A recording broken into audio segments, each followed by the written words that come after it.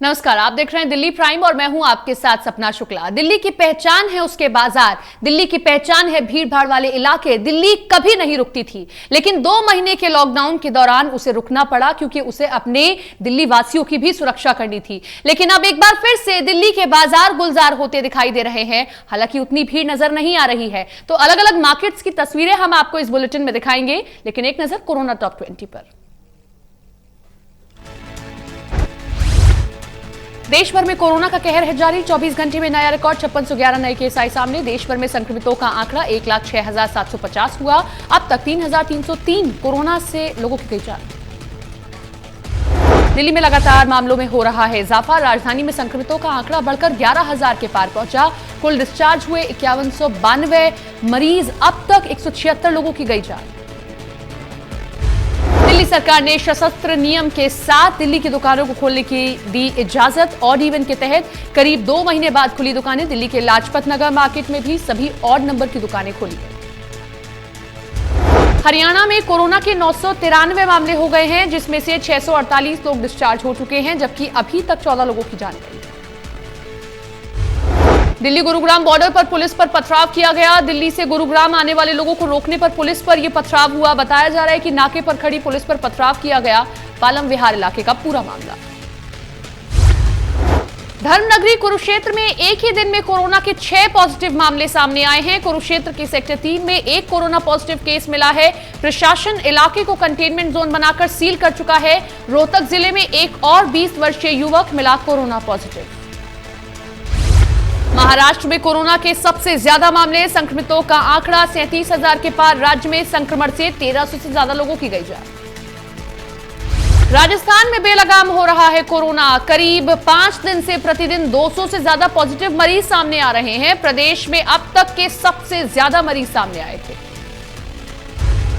गहलोत सरकार यूपी भेज रही बस, लेकिन राजस्थान में पैदल चलने को मजबूर है मजदूर। सूरत से पैदल चलकर यूपी बॉर्डर पर पहुंचे मजदूर। रेल मंत्री पीयूष गोयल ने ट्रेन चलाने को लेकर किया बड़ा ऐलान। 1 जून से देश भर में चलाई जाएंगी 200 नॉन एसी ट्रेनें। जल्द शुरू होगी ऑनलाइन बुकिंग। 100 बसें लेकर नोएडा पहुंची कांग्रेस नेताओं पर हुई एफआईआर। लॉकडाउन तोड़ने का आरोप। कांग्रेस प्रदेश उपाध्यक्ष समेत 20 से अधिक लोगों पर हुआ मुकदमा दर्ज। कांग्रेस विधायक अदिति सिंह ने अपने ही पार्टी पर उठाए सवाल। अदिति सिंह ने ट्वीट में लिखा कि आपदा के वक्त ऐसी निम्न सियासत की क्या जरूरत है। 1000 बसों की सूची भेजी गई, जिसमें कुछ बसों में खराबी है। सूची ठीक से नहीं भेजी गई। ये कैसा क्रूर मजाक है। कांग्रेस की 500 बस पर गाजियाबाद के आरटीओ बोले, हमारी तैयारी थी लेकिन कांग्रेस की कोई बस आई ही नहीं। उन्होंने कहा कि उनके पास 500 बसों की जानकारी थी। 2 जगहों पर बसों को रखने और उनके सैनिटाइजेशन की व्यवस्था की गई थी, लेकिन कोई बस नहीं आई है। गौतम बुद्ध नगर में लॉकडाउन की नई गाइडलाइन जारी कर दी गई है। कंटेनमेंट जोन के बाहर औद्योगिक गतिविधियों की इजाजत। स्कूल, कॉलेज, शॉपिंग कॉम्प्लेक्स बंद रहेंगे। रेस्टोरेंट और मिठाई की दुकानें ऑनलाइन डिलीवरी करेंगी। उत्तर प्रदेश में कोरोना संक्रमित मरीजों का आंकड़ा बढ़ता जा रहा है। गोरखपुर में 6, पीलीभीत में 4, बागपत में 1, सहारनपुर में 1, हरदोई में 1 नया केस आज सामने आया। फरीदाबाद के 3 कोर्ट को 14 दिन के लिए क्वारंटाइन किया गया है। सारण थाना द्वारा पकड़े गए आरोपियों को कोर्ट में किया गया था पेश। फरीदाबाद में 2 आरोपी आए हैं कोरोना पॉजिटिव। दोनों को 2 दिन पहले ही कोर्ट में पेश किया गया था। मजदूरों के पलायन से उद्योग पर पड़ा असर। कंपनियों में काम करने वाले मजदूरों की आई कमी। कंपनियों के मालिक ने सरकार से लगाई गुहार, मजदूरों को रोके।